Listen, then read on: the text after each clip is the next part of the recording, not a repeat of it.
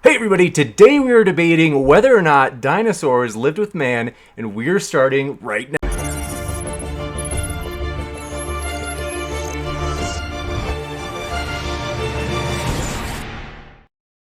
Ladies and gentlemen, thrilled to have you here for another epic debate. As today, it's going to be a fun one, folks. Want to let you know we have two experienced debaters here debating whether or not dinosaurs lived with man at any point in the past. So it's going to be very fun, folks. We hope you know you're welcome, whether you be Christian, atheist, creationist, you name it, no matter what walk of life, we hope you feel welcome as we're a neutral channel. We don't have any positions on any of the topics that are debated. I solely do moderating, and that is it. So, want to let you know if it's your first time here, consider hitting that subscribe button, as we are very excited that this Thursday, actually, Kent Hovind will be here on Modern Day Debate debating the fossil record. So that should be a lot of fun, and that will be with our new friend David. So we're going to jump right into this, folks. It's going to be a pretty easygoing, normal format, you could say. So it's going to be 10 minutes from NephilimFree at the start, followed by 10 minutes from Daniel, and then we'll go right into the open conversation. So if you have a question, feel free to fire it into the old live chat, and at that point I will try to get every question into the Q&A list, especially if you tag me with @ModernDayDebate. Also, super chat is an option, so if you want, you can shoot a super chat in, and that will give you the option to either ask a question or to make a comment. And with that, want to let you know, super chats will also be pushed to the top of the list. So we are going to turn it over now as NephilimFree is ready with his screen share. And so want to say, both of our speakers are linked in the description. So if you would like to hear more of them, if you're like, I want more, you can hear more by clicking on those links. So with that, NephilimFree, thanks for being here. The floor is all yours. This is going to be a stupid question first. How do I get Zoom to go back full screen again? You know that I don't remember how to do it. I got to. No, on full screen on my side. Well, it doesn't matter. I'm changing. I'm sharing screen, right? Is it sharing? Okay. It's not really showing up right on your end. Wait.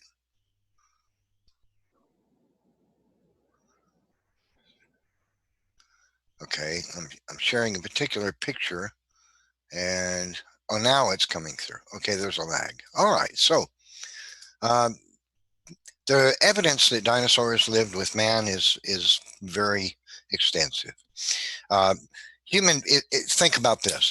It's unlikely. What is the likelihood that all these various tribes of men all around the world would just happen to invent the same types of creatures and legends that man walked with and had conflicts with these types of creatures if there wasn't some truth to it? Is it likely that Arab peoples and Eastern peoples and Slavic peoples and Chinese people, Native American people, African people, uh, East Indian people, all these various cultures all over the world would just happen to envision the same fantastical creatures and create legends of them? I'd say that the odds that that would happen is just not rational to believe that they would do so unless these were creatures that man had actually encountered. So, ancient in the 19th century, uh, humans tried to depict what they thought dinosaurs would look like going by the bones. They did a terrible job. On the left, you see a 19th century depiction of iguanodon. On the right is one created from the fossil evidence based on modern 20th century science. The one on the right is accurate. So man didn't envision dinosaurs by draw them in his art, ancient man, because by looking at the fossil, if they found fossils in the ground, because they would have drawn them very differently. Instead, they often drew very accurate depictions of dinosaurs. Here's another example: 19th century depiction on the left, and 20th century science on the right. Again, iguanodon, megalosaurus. This is what 19th century scientists thought it looked like. And on the right, you see what it actually looked like. When ancient man drew them, they drew more like what you see on the right than on the left. Now, the only reason that's would be plausible for them to do this is if they had actually seen these creatures. Here's one, an ancient depiction of a dinosaur from Sumatra. And what does it look like? Well, it looks like a dinosaur. It's not a bird. It's not a chicken. It has no wings, and it has a wattle under its neck, just like the actual species actually had a wattle. And look at its proportions compared to the man. It's bigger than a horse. So this is Edmontosaurus, drawn by Native Americans in a defensive position, much like a black bear. If he encounters a threat, he stands up to make himself look as big and bad and threatening as possible. That's likely what this creature would have done as well. It looks like that's what Native Americans saw it do when they encountered the thing, because they drew it. Here's from ancient China. This is a Protoceratops, and you can see on the top a modern depiction of what Protoceratops actually looked like. There's a remarkable resemblance. Why would man draw creatures that never existed? Well, there are maybe a few examples. Here's an astonishing one, if you ask me. Modern discoveries just since the 1990s or early 2000s scientific discoveries have shown that dinosaurs had textured skin, patterns on their skin, rather. And so here we've got from the Shang dynasty a dinosaur depicted with patterns on its skin. The upturned nose, the crest on the skull, and going down the back. It's the same as known species of dinosaur named Saurolophus. Um, why would man depict them so accurately? Here's a beast and a boat and some ships and some snakes drawn by Native Americans in Ontario, Canada. This one's from Israel. This is a dinosaur biting the back of a neck of a horse. You can see that the pain that he has inflicted on this horse is so great the horse has gone down to its knees. And there's another dinosaur on the side. He's onlooking. What kind of creature does that look like? Well, it looks like a dinosaur. Why? Because, well, that's what it was. This is on the temple in Cambodia.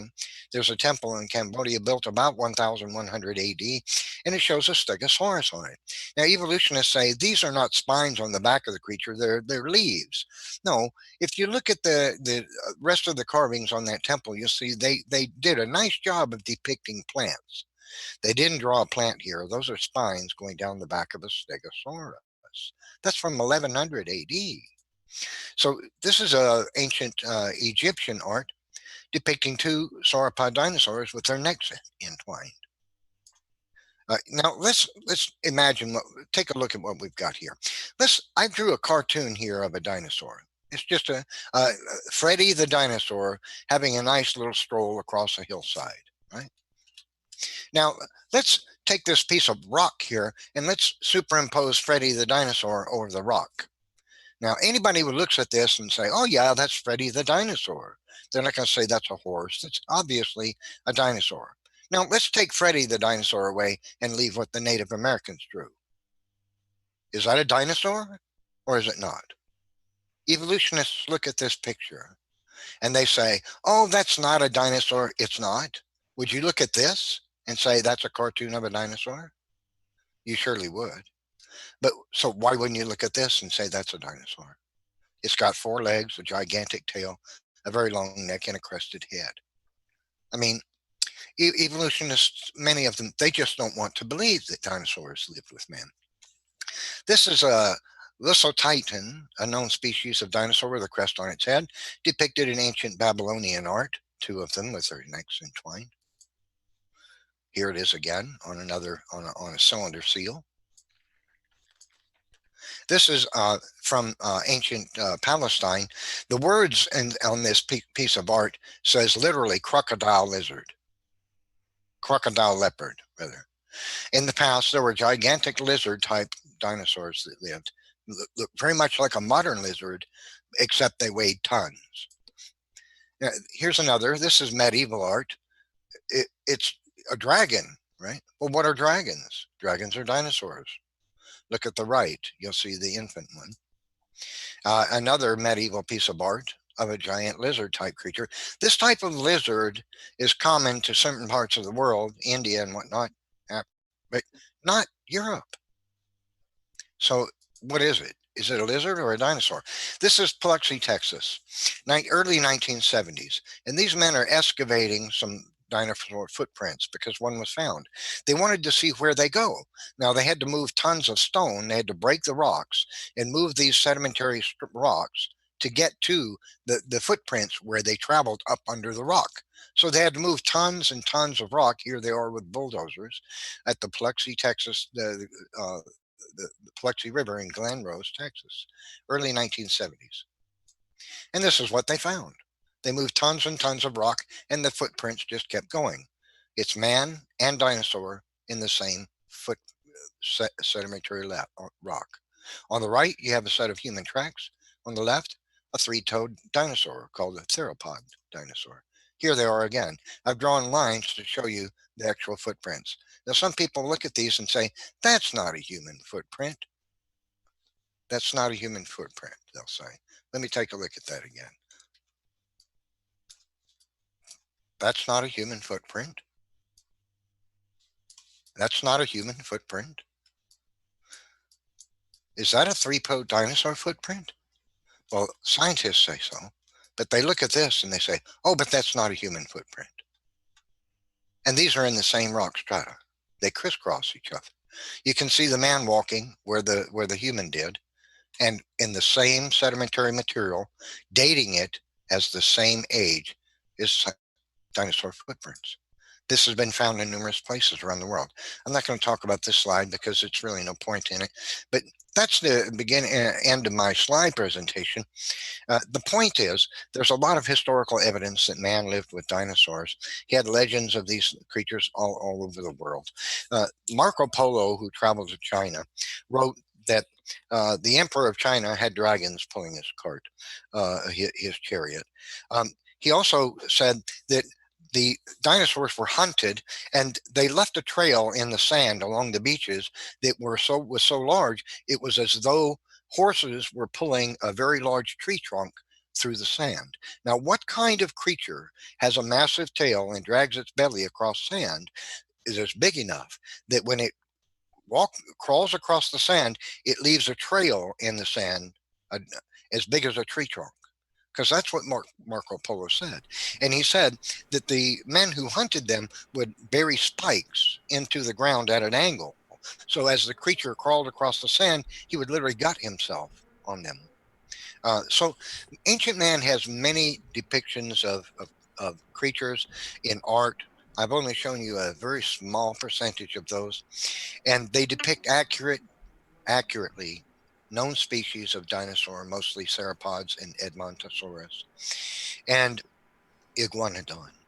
And it's just not plausible to me that all these tribes of mankind from around the world would happen to invent the same type of creature in legends, that they encountered them and lived with among them across the world. That just, unless there's some truth to it, there has to be something to that.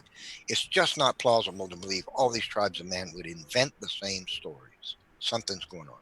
So now, if you believe in evolution and you believe the earth is millions upon millions upon millions of years old, you can't believe that man coexisted with dinosaurs. But if you take those assumptions, those ideas of evolution, and toss them out, the evidence stands for itself.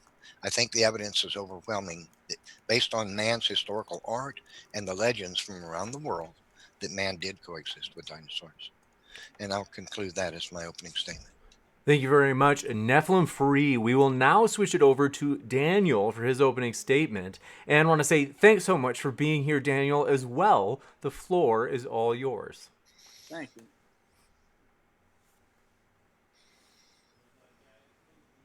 I'll do a little screen share.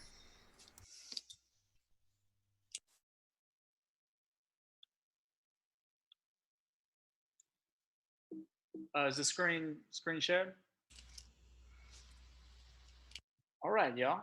So I'm gonna give a little similar presentation to him with ancient depictions of objects, right?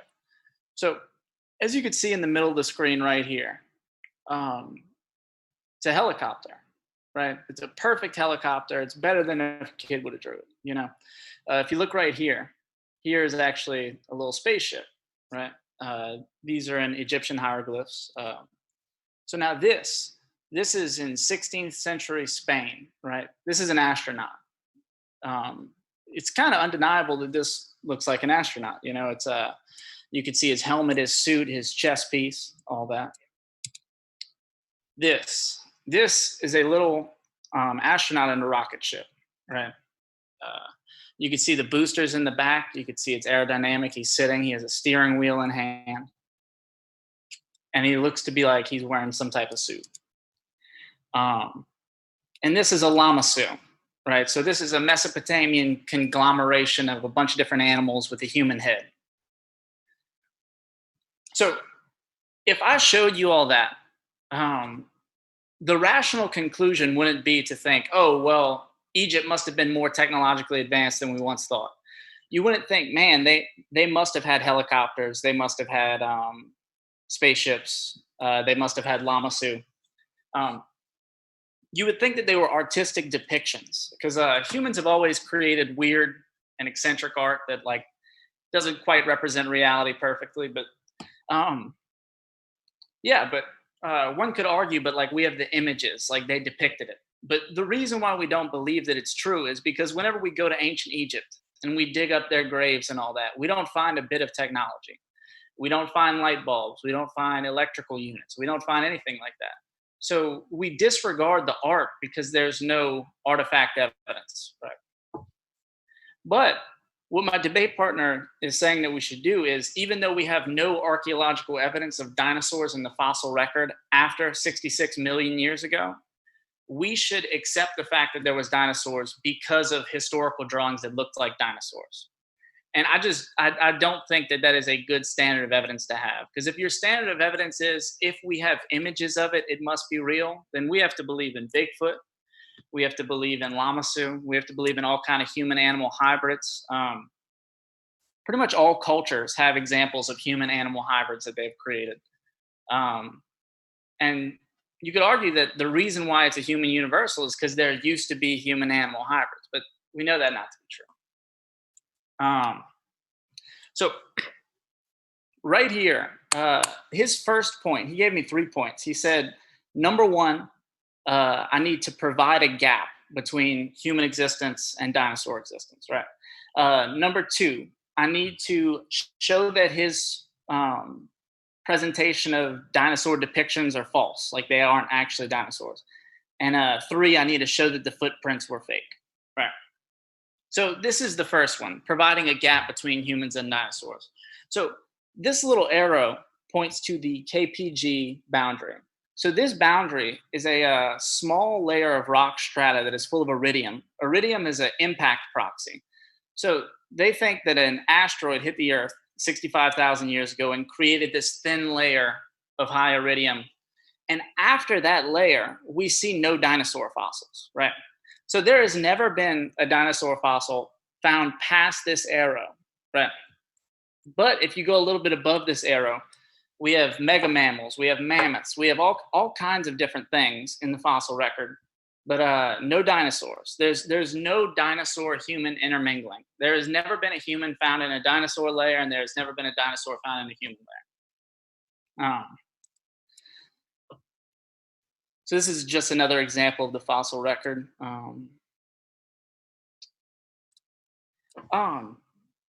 Okay.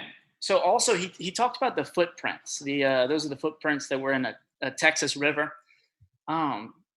What he didn't mention though is that these footprints were 20 inches plus, right? So each foot was 20 inches plus. I have a size 14 foot, right? That's big, you know, for American standards. And my foot is about 11 inches with my shoe off. So this foot would have been twice the size of an abnormally large foot. Also, anthropologists have run the studies on the gait of the animal. So whatever made that track, the steps were about 3 times the length of a human step. So in order for this to have been humans, it would have had to have been giant humans. So unless Nephilim believes that there was a race of giants wandering the earth around the time of dinosaurs, then I don't see how that fits his conclusion. And if it was giants, wouldn't that not be humans living at the same time as dinosaurs? It would be giants. But I mean, also, um, a vast majority of paleontologists that have seen the actual footprints of humans, that they don't believe it's of humans. There's actually not a single paper that's published in a single paleontology journal that's not a creationist that thinks that they're human footprints or even resemble human footprints. So what happens is whenever you step in mud and you lift your foot, the mud caves in around. So they believe it was a three-toed dinosaur with a back toe hit, pulled out, and the mud closed in around where the toes were. So it just made an oblong, um, kind of V-shaped foot. But so yeah, I think that's all I have to present for right now. We could just get to discussion if that would be okay with y'all. I'd like to discuss it with them.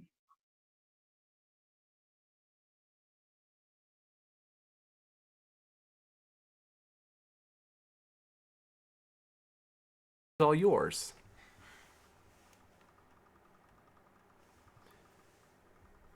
Hello? NephilimFree has gone into screen share mode. Okay. Okay, I wanted to share something with you about that footprint you were talking about, the mud collapsing. This is what you're referring to. An evolutionist scientist had this art done. But here's what they see on the left. These are these are drawings of what's in the rock.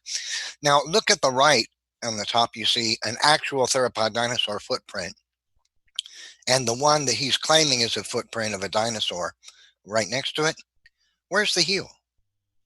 Theropod dinosaurs do not have a heel. So this one does. So it's not a dinosaur footprint because theropod dinosaurs don't have a heel. So I just would point that out to you. I'll okay, so the paper that I read believed that they actually did, like certain species of dinosaurs actually did press down at the bottom. So they would have dipped where they weren't just on their tippy toes to the bottom, and that would have made the impression. They would? There's one. Well, what's good? The claw. Dinosaur. That's one species of dinosaur. That's all. You don't think there's more species that walk differently than that? Is that the only gait that they possibly have? No theropod dinosaur had a heel. Well, I'm not saying they had a heel. I'm saying it made impact with the ground. That doesn't mean it's a heel. What's going to make impact with the ground? There's nothing except the claw there to make a hole in it. On that one, there's not. But there are no theropod dinosaurs with a heel. I'm not saying they have a heel. I'm saying they made impact with the ground with their back. With what? There's nothing back there to impact the ground. Look how long that footprint is. You really have a circle around it, like the last claw. That's a claw that made that big impression that's shaped like a heel? I don't think so. I just wanted to share that with you. I want to address a couple of other things you said. You mentioned chimera. These are creatures like half man, half lion, or whatever, that ancient man depicted, you got all kinds of things as satyrs and whatnot. But they don't depict any known species of creature. And the art that ancient man drew accurately depicts known species of creatures. You said Bigfoot. So the images of the helicopters exist. That is a perfect image of a helicopter. Why do you not believe that that's a helicopter? I wouldn't say it's a perfect image of a helicopter. Well, I think it's a better image of a helicopter than yours were of dinosaurs. I would disagree with you about that. You mentioned your long neck intertwined dinosaur. That's obviously the face of a mammal. Like you use some examples that looked like hybrids. Like traditional hybrids. And I don't think they look like hybrids. Pull it up. And also, so about the foot thing, my most important point about that was the giant size of it. Do you believe that they were giants? Yes, absolutely. I can tell you why. Because the fossil record shows that creatures prior to the flood grew to enormous size. There is a fossil of a roach. Wait, did mammals grow to abnormally large? Yes, they did. No, not in that time period. Yes, there were beavers that weighed 400 to 450 pounds in the past. I think you're thinking of after the Cretaceous. No, sir. I'm telling you what is in museums now. is That was not. is depictions of a beaver that's as big as, oh, I don't know, bigger than any dog on this earth. What's A the species? beaver. I don't know the species name, but it's a beaver. I don't have a slideshow of those, but I can show you a picture of it. This is, I mean, what I'm telling you now is accepted by all paleontologists, all of them. Wait, what All is? what I'm about to tell you. Creatures grew to enormous size in the past. There's fossils of dragonflies with 2.5-foot Well, wingspans. yeah, that's true. Okay. Obviously. All right. There were bears, short-faced bears, big as almost big as a pickup truck. There were all Oh, kinds of creatures. Kangaroos were over 6 feet tall. you're confusing Camels were Harris. twice the You're size that confusing they are Harris. today. I have it pulled up right now. You're completely So confusing Harris. Right no, now, it no, says no, late no. Cretaceous, all mammals were beneath the size of a current rabbit. You're thinking of after that. Like, have you ever heard of the extinction of the North American mega mammals? Well, That I'm is talking outside. about Wait, that's what wait. I'm The talking about. I'm animals that talking you're about. talking. No, but the animals that you're talking about went extinct 100,000 years ago and disappeared from Well, the fossil hey, record. you know, you have your idea about when you think they went extinct. I'm just telling you No, so that they don't I, intermingle with dinosaurs. So I'm just if they telling you were, that I'm sorry. I'm just If telling you that dinosaurs, insects, and mammals and reptiles are all known by the fossil record to have grown to enormous size in the past. This is a in the fact past, but accepted by so all let's paleontologists. delineate. Okay, So I can delineate. Okay. So if and so the point I was trying to make, though, is and the point I was trying to make about Bigfoot is that my belief is that Bigfoot is a creature that man actually did see. I think Bigfoot is a creature called Gigantopithecus. It's known only by one fossil, a partial fossil of a jaw, which is clearly an ape jaw. And extrapolating the size of the animal by the measurements of the jaw, it was an ape that stood up, when it stood upright, was 8 to 12 feet tall. This is the largest ape known to have ever existed on the earth. I believe man's legends and remembrance of a creature called Bigfoot is man having seen Gigantopithecus, which is now extinct. So there's actual fossil reason to believe that Bigfoot once existed on this earth. okay, so when we say like, okay, I was going to argue it's about the Bigfoot thing, but not a big deal. So you're saying that there was mega mammals during the Cretaceous while dinosaurs were alive. But if you look at the fossil record, whenever dinosaurs stopped appearing in the fossil record, that was much before we had large mammals. There is not a single species of large mammal that was around during the Cretaceous period. Like they're not found in the same fossil layer. So like you saying, oh, there was giant mammals in the past. You're correct, but it wasn't as far in the past as dinosaurs, and they don't share the fossil record with them whatsoever. There's no overlap. Well, let me share something that might surprise you. Um, this is a paper from Nature, the most respected science journal in the world. In case you didn't know it, the evolution theory has had to have been continuously updated because of fossil evidence. And in the days of Charles Darwin, right on up to the 1950s, the story was that the only animals that coexisted with that lived with dinosaurs or after dinosaurs for a short period after the dinosaurs went extinct were little rat-sized mammals. And larger mammals than that evolved after dinosaurs went extinct. But this paper is illustrating that evolutionists have had to change that idea because there's a debate over which mammals roamed the world with dinosaurs, and now evolutionist scientists accept that larger mammals like beavers and other No, coexisted no, with no. dinosaurs.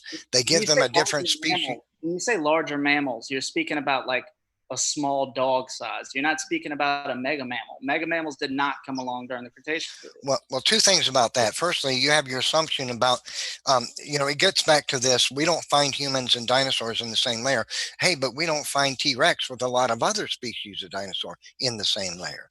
So that's a fallacious argument to say because Wait, we don't your ideas about the geologic time span going through the geologic column are correct. Because I can show you a whole list of disharmonious fossils that don't evolution theory.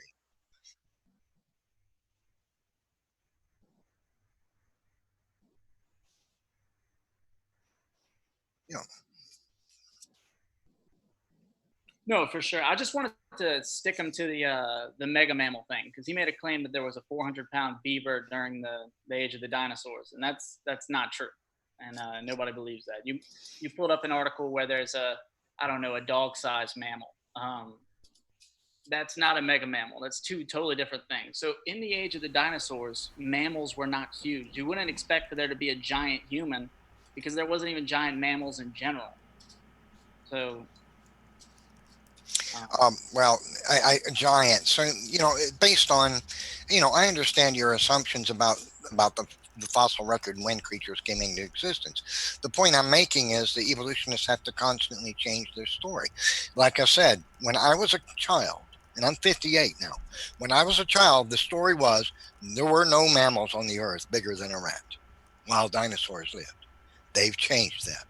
And so this idea that because we don't find this species and that species in the same layer of rock means they couldn't have coexisted, that's just because of your evolutionary assumption. We don't find lots of creatures that evolutionists know existed with each other in the same layer. So, I mean, coelacanth is a beautiful example. A fish extinct for 65 million years, so they thought, lo and behold, they find out it's living in the Indian Ocean and off Madagascar, right? So you think, like, okay, so you made like a comment about evolutionists constantly changing their story. So they originally thought that mammals were the size of rabbits and smaller, and they found a mammal like the size of a dog, so they updated it. Like that's not a negative, that's a positive. When you get new information, you should incorporate that into your theory, obviously. Um, also, just because there's examples of species that we once thought were extinct not being extinct, that does not like ruin the whole geological time period. So whenever we look at you believe that fossils were deposited during the flood, am I right? All fossil, well, not all, the vast majority of fossils were created because of the flood, yes. Okay. So would you agree that when the flood happened, that exterminated a vast majority of dinosaurs? Do you think that's responsible for the extinction of like North American mega mammals and stuff like that? Now, I believe the flood didn't cause everything to go extinct because the creatures were on the ark. Sea creatures didn't need to be on the ark, of course. So why did so many dinosaurs that were seafaring go extinct during the flood? Because of the inundation of what the flood did. It caused heavy salination to occur, a change in the salination of the ocean, a change in temperature. Some species species simply couldn't cope with it, and others were able. Those that couldn't went extinct. So why would you think that it happened to be all of the dinosaurs that went extinct during that era? Because cetaceans didn't go extinct. They were in much different form than they are now, but like why would you think that? Because I don't believe the evolutionists' time span, according to the fossil record, is correct. Because the fossil record shows that every creature that has become a fossil is something that was rapidly buried in sediments which have high mineral content. Think about this for a second. The oceans today and the lakes of the world do not have the mineral content necessary to make a fossil. That's not They true. just don't. They don't have it. Now, if evolution, That's not true. That's not true. Let me finish. So, quick one, Neff, and then I'll let you finish, Neff, and then we got to come back to letting him. Throughout the geologic column, all these creatures were made into fossils, right?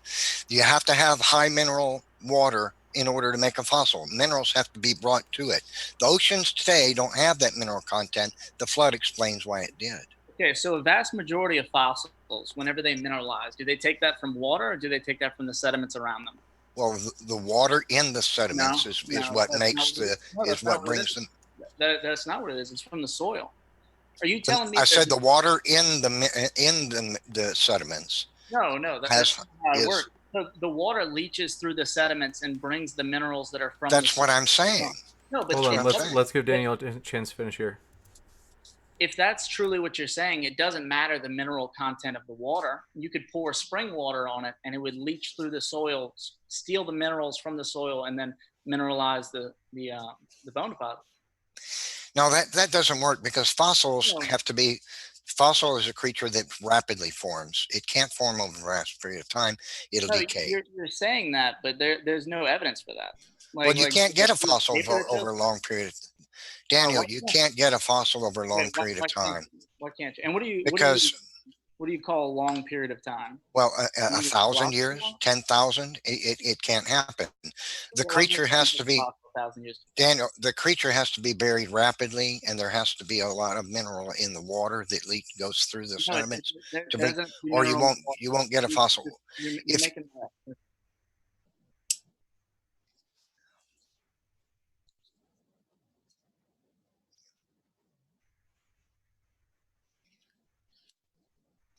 Yes, I just want to point out that if you take a fish and you bury it under 20 feet of dirt and leave it there, even if it rains heavily in that area, come back 20 years later, there won't be a fish, and there's not going to be a fossil either.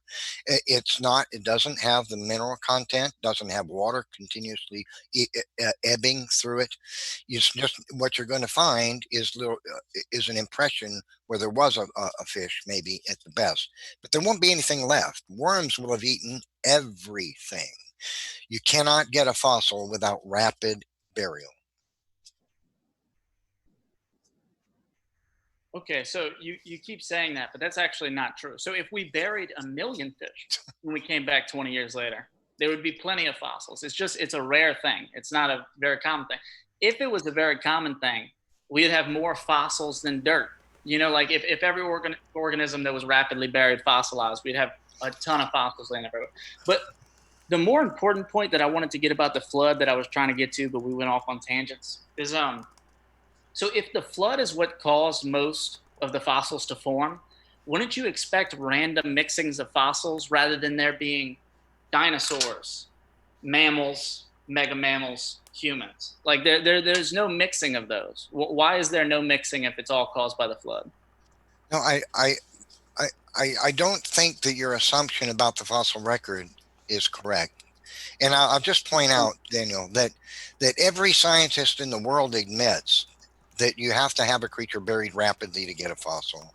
I You're don't know saying where you get this why idea in the that you can. world? I don't know why. I don't know where you get this idea that a fossil is a creature that can be buried slowly by sediments, because no paleontologist in the world believes that.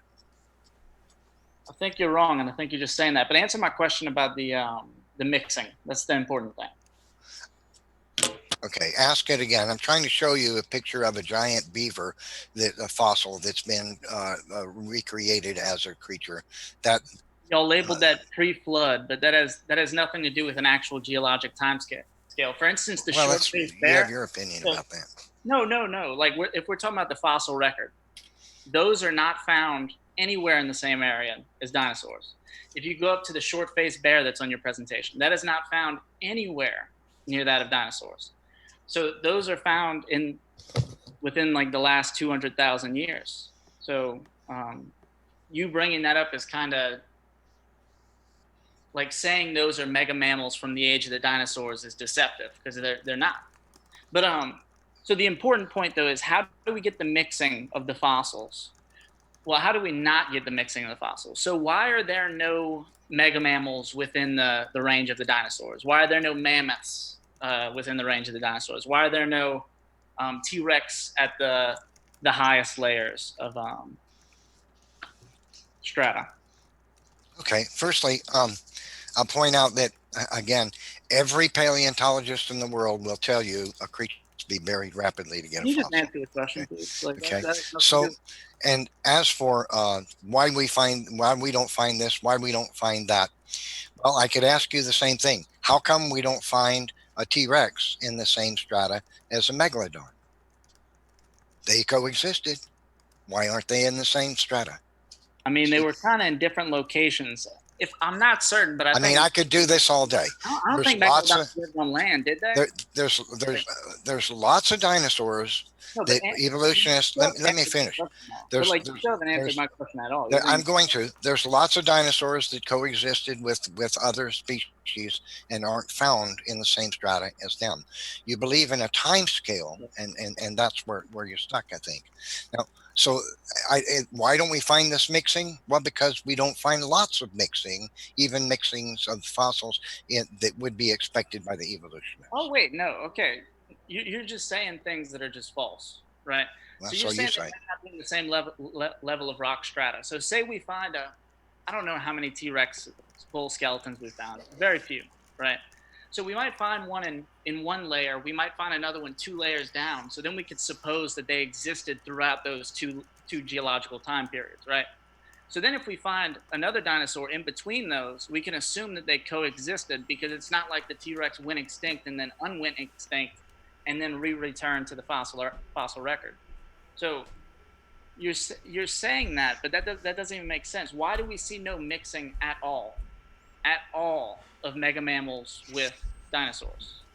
Yeah, I've got a list of 78 discordant fossils which are found in strata that evolutionists say have been telling you for the last 50 years did not coexist with creatures with which they've been found. So I think you're unaware of that. And I think the greater point is this. Every creature that is a fossil is a creature that was buried in sedimentary materials that were laid down by moving water because they're in strata. A strata is a formation of sedimentary material that has a fine, distinct boundary with the strata above it or below it almost every single time. That can only happen by rapidly moving water, because slow deposition will not create strata with have a fine, distinct boundary between them. The materials would gradiate going upward as the changed environment brought one material and then another. So the fossil record, the fact, let me finish, I'm almost done. Really quickly, just because it's been The very fact lot that of we points. have a geologic column of sedimentary strata with these fine, distinct boundaries in which we find a fossil verifies that fossil was something that was buried very, very quickly. Okay, so this is something that just destroys the whole flood model of deposition, right?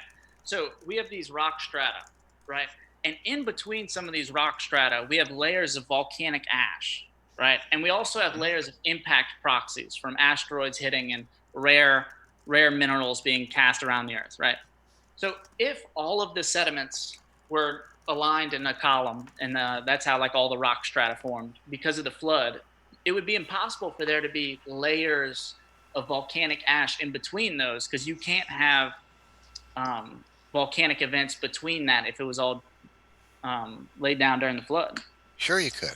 Volcanic eruptions occurring during the flood underwater spew out ash into the water that is moving, and it deposits. On the surface. It create. You have to let me finish the Hold sentence. on. Well, I do want to give Daniel, because there were a lot of points you covered, and he's had about 45 seconds so far. I want to give him maybe another minute and a half, or minute, and we'll give you a minute and 15 seconds. I appreciate it. So you're saying that would be from underwater eruptions, but that's not how they erupt underwater. Like it's totally different from in the air, because like when you erupt in the air, you spew volcanic ash, and it could travel all the way around the globe. Underwater, you erupt. Volcanic ash would not spread like that. It would stay within the water, and it would, it would be completely different. You could answer that. Try to answer that. Yeah, except the water was moving across the continents during the flood, and that's going to move the ash with it. So if volcano erupts underwater and the water is moving, the ash is being spread. So that explains the ash layers in it. And how we know this, Daniel, is because those volcanic layers are in sedimentary rock. Sedimentary rocks are laid down by moving water. Sedimentary, okay. You're saying that as if that's a fact, but no geologist thinks that. Oh, no. Daniel, there are a list of, Daniel, there is a list half as long as your arm of sedimentology experiments performed at university laboratories with sleuths, which demonstrate that, let me finish my sentence, which demonstrate that sedimentary strata are created by rapidly moving water, and you can see it happen right before your eyes. The idea that The idea that sedimentary strata formed over a vast period of time is an antiquated mid 20th century idea. I know you right. have like, do you have an illustration of the mechanism you're talking about? Because I I'd can like show you a video of it, and you can watch strata Oh form yeah, right before yeah, your please. eyes. Because what it'll show you is geologists do think that's how it works sometimes, and occasionally a couple layers of sediment are layered like that.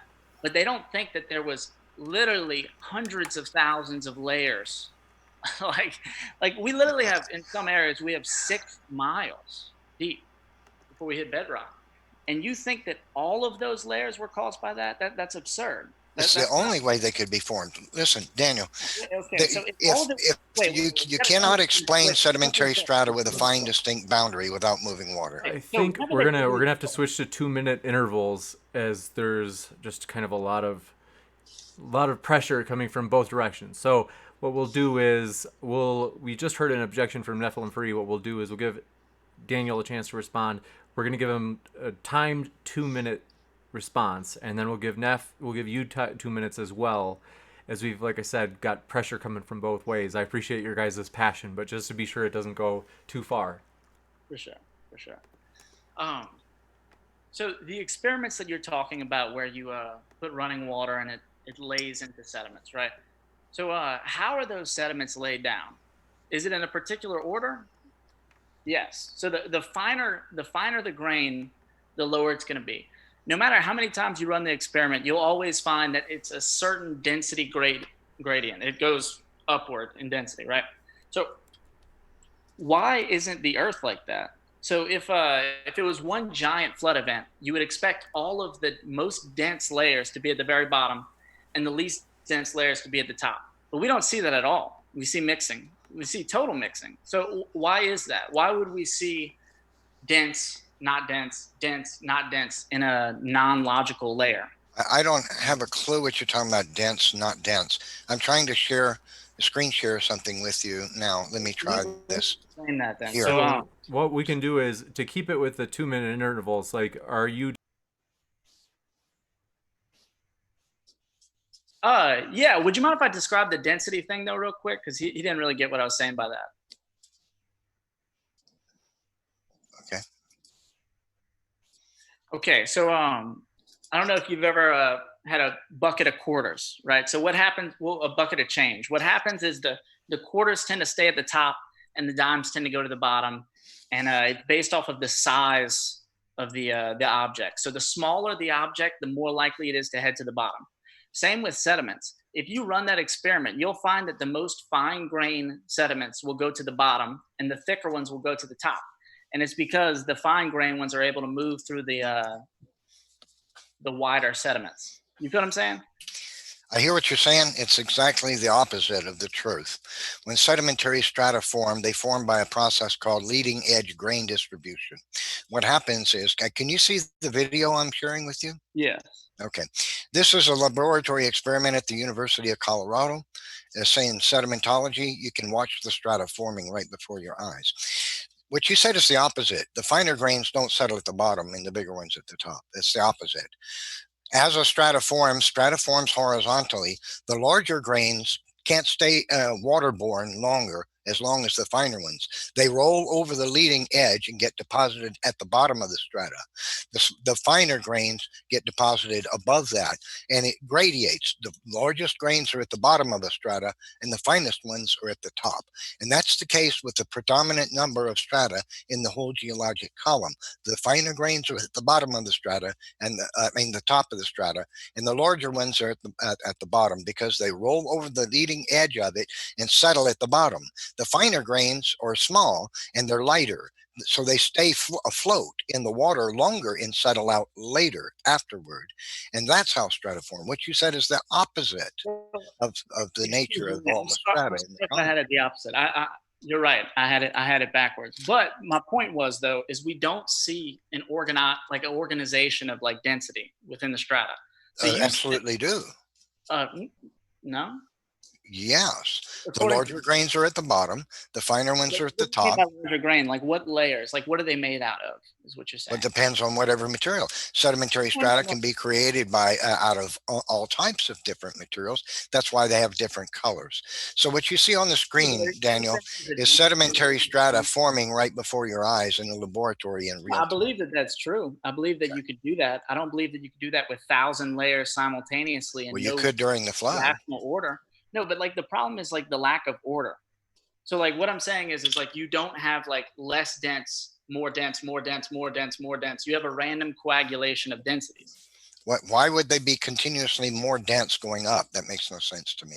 So if you're saying, like, I'm just saying they would have an order. So you were saying that in that experiment, they formed in a particular order with the finer grains at the bottom and the coarser grains at the top. Within an individual strata. So for the flood, we would see a direct relationship between the. Oh, like, I see what you're saying. You know what I'm saying? But we don't. I do see what you're saying. Yeah. So well, you have this misconception that the flood would create one gigantic layer, but it wouldn't. Just as I showed you. No, I'm not saying one gigantic layer. I'm saying layers that are in order according to the finer grains of them. Like the. Well, let me recap what I'm trying to say. Within individual strata, we find that in typical, unless the material is very homogeneous, that is all clay or predominantly clay and very little of anything else, unless it's comprised of one particular material, and it's comprised of multiple materials, and many strata, the majority of strata are, then what we find is the grainer size is largest at the bottom and moves toward the top. That's a general feature of the majority of strata throughout the whole geologic column. Now, if the flood was occurring, I think you're saying that. If the flood was occurring, it would create multiple strata at the same time, going back and forth across the Earth. It perfectly explains why we have. I think you're saying that without evidence. Like you're saying that there is a pattern to it, but you're saying that completely without evidence. What kind of pattern are you talking about? I don't understand. You just said that the like whenever you look at the geological column, it tends to be the wider grains at the bottom. Within a particular strata, one strata. One strata. Like Yes. You're talking about the stratification. So the video that you just showed is forming two different layers of strata. Am I right? At the same time. Yeah. So it's forming More two than layers. two. I'm talking about between strata. I'm not talking about within one strata. It's denser or less dense at the bottom. I'm saying if what you're saying is true, and that is how all of the world strata was created, there would be an ordering to it. According Not to necessarily. The It depends on what materials are moved from what place on the continent across it as the waters of the flood are going across the continents. And as the floodwaters went around the Earth, they would slam into each other, create a tsunami that went back across the Earth in the opposite direction. And this would repeat over and over and over, creating a geologic column. Here's the important thing you need to understand, Daniel. The strata of the Earth, the vast majority of them have a clear, fine, distinct boundary with one another that can't form over a vast period of time. Well, it's impossible. I've heard you say that in previous debates, but you have no backup behind that. Like, that's not even a problem. I have laboratory experiments that prove it. No, but like, okay, so no geologist is actually trying to figure out the problem of why there's thin lines between layers of strata. All of them are. Like that's not even. All of them. No. Find one paper where they're trying to pursue that. They're all trying to explain. They're all trying to explain it. If they're all trying to explain it, how about you drop a paper? Here's how they're all trying to explain it. Daniel, I could get every. You get a geologist. I mean, you get a geology paper and drop it. Sure, Daniel, here's the thing. If you got 10 of the finest geologists in the world, Harvard, Cambridge, universities, whatever, and got every one of them to come in here and I asked them one question, I would stump every single one of them. And this is the question. How can you explain the fine, distinct, listen carefully to me. How can you explain fine, distinct boundaries between the various strata going all the way through the geologic column with long deposition? And they're going to avoid that question like the plague. Every one of them. Okay.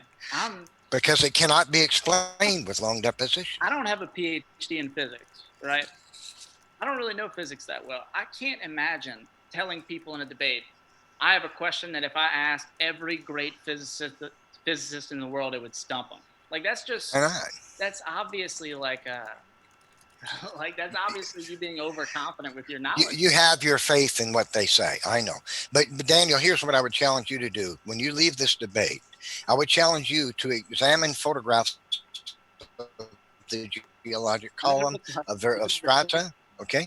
And then look at the fine, distinct boundaries between them and try to explain to yourself how you can get such a clear, abrupt change from one paper thin change from one strata to the next I different think it's type of material right above. Daniel, let me finish, please, please. We'll give How him, you just can give Neff a explain, chance to finish, and then we'll kick it back over to Daniel pretty quick here. ask yourself how, see if you can explain to yourself how the one strata ends abruptly and the next one on top of it comprised of largely a different, predominantly a different material sitting directly on top of the next was a paper thin boundary between them over and over and over in the geologic column if you believe that material was laid down over a long period of so. time. I think that you're seeing that it's paper thin. I don't think you have a concept of geologic time. So I think you see paper thin and you go, man, that must have changed immediately. Like, that must have been a day-to-day change. One day it's like this, one day it's not. No, but a paper thin margin of strata could be a 10,000 year gap. Like, geological time is not something that How? normal people are. How? What do you mean how? How is that? How is that possible that it could be a paper thin gap? What do you mean how is it possible it could be a paper thin gap? Let me show you what I'm talking about. Take a look at those strata. You see the fine, distinct boundaries between them. Okay, they're Is paper thin. this like Okay? a experiment of people running water? That's going to be No, different than no. anything This else. is just the geologic column. This is what it's like throughout the whole Earth, all over the Earth. Experiments in stratification. Yeah, that's them running an experiment in a little bitty controlled environment. That's going to be completely different than a geologic strata that formed over thousands of years.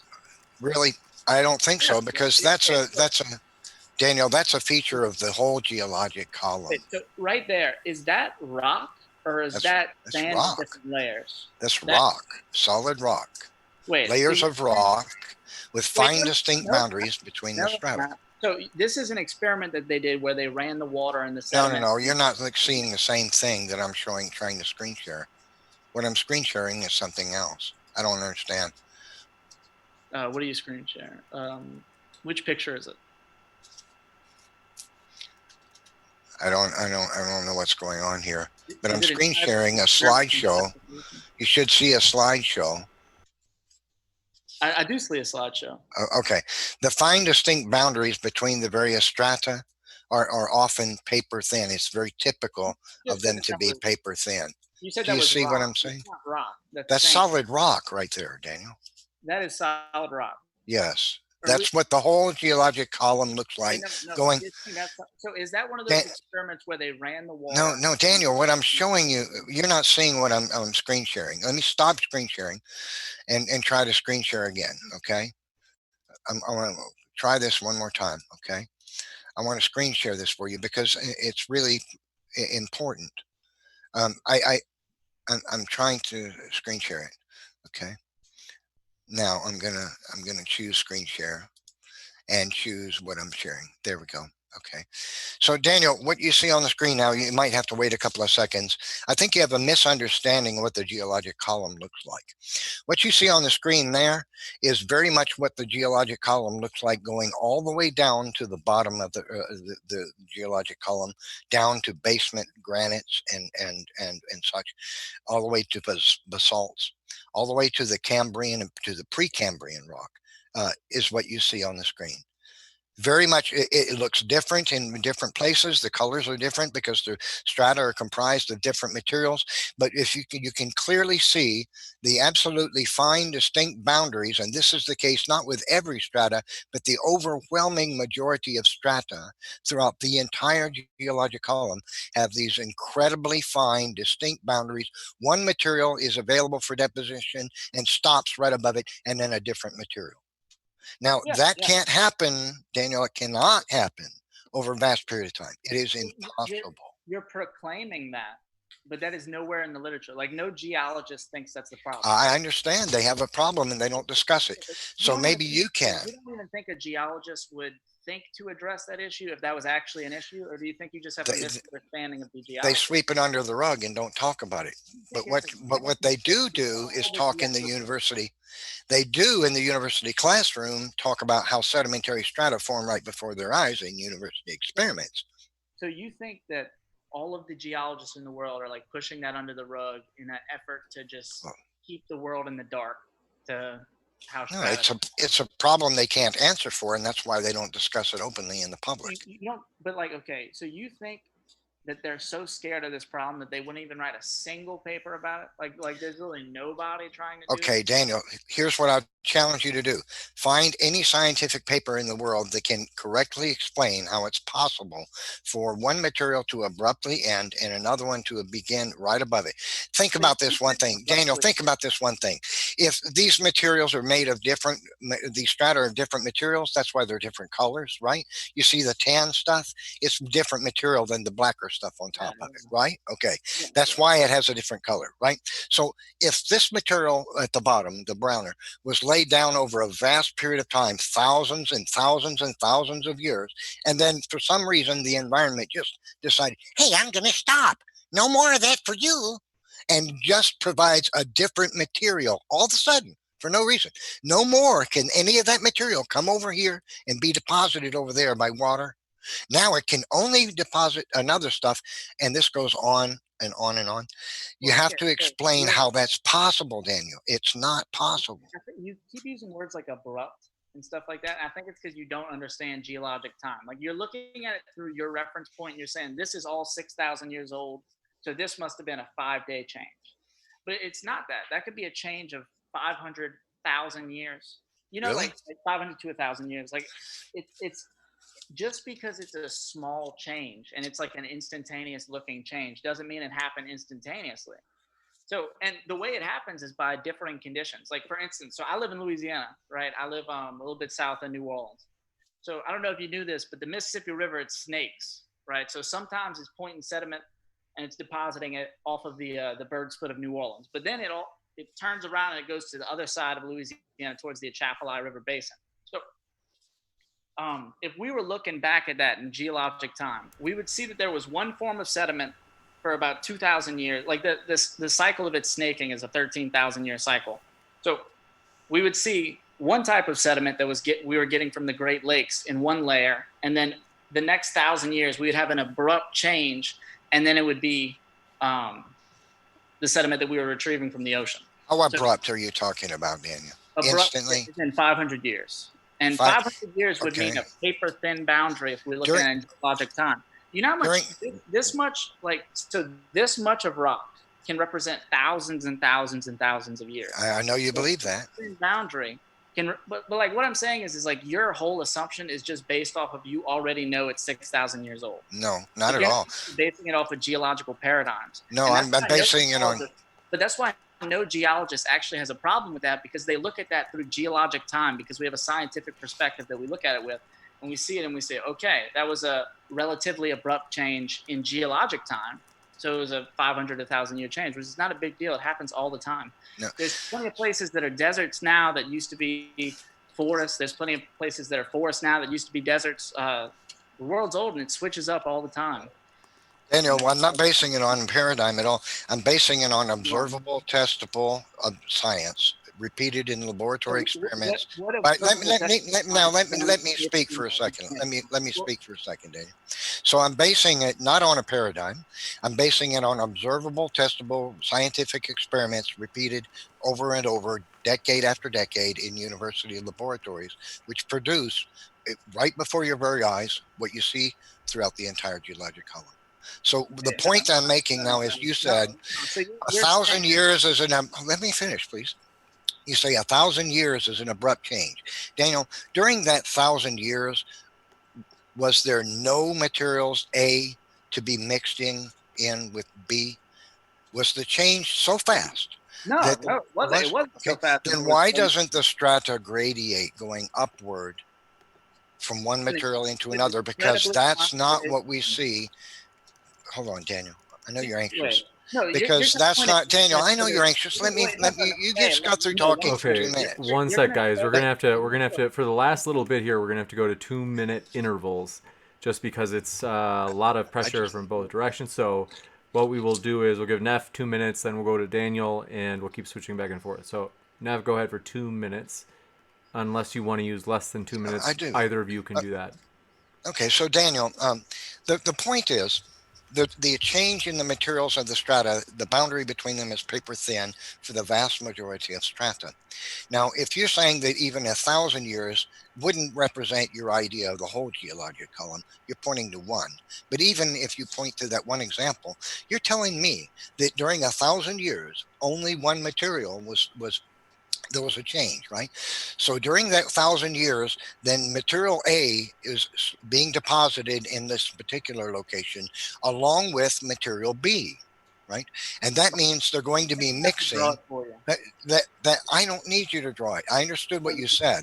Definitely. So Okay, so just to be clear, those 2 minute intervals we want to just have uninterrupted if we can yes, control ourselves. uninterrupted. Okay, go It's ahead, the Neff. only way it's going to work. That's totally my fault. I'm sorry. That's all Okay. right. All right. So, Daniel, what you're saying is that material A and material B are mixing as they're depositing for 1,000 years. There's a transition from material A to nothing but material B, or predominantly A to predominantly material B. Okay, during 1,000 years.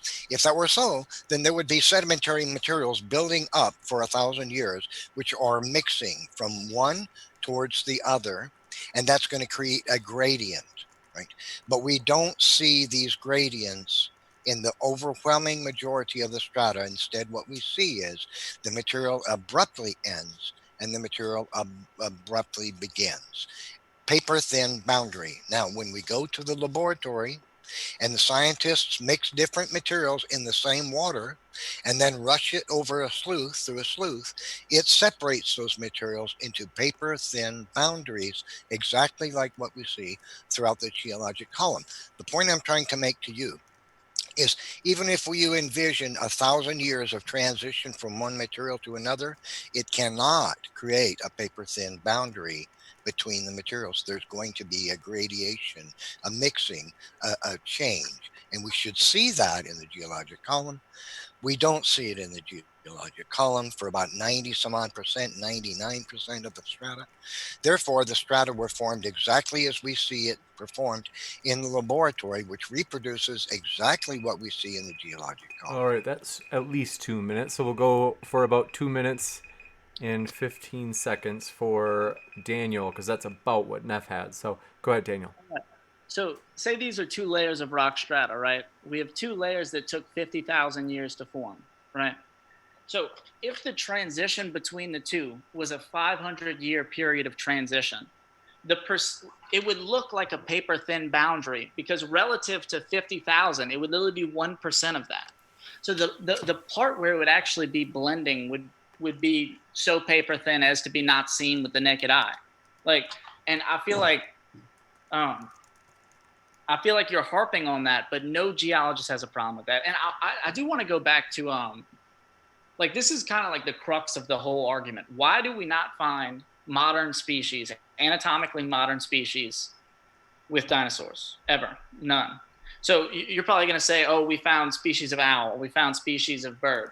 But yeah, we found those, but those existed in the time of dinosaurs. I'm talking about anatomically modern mammals. Why do we not find them anywhere with the dinosaurs?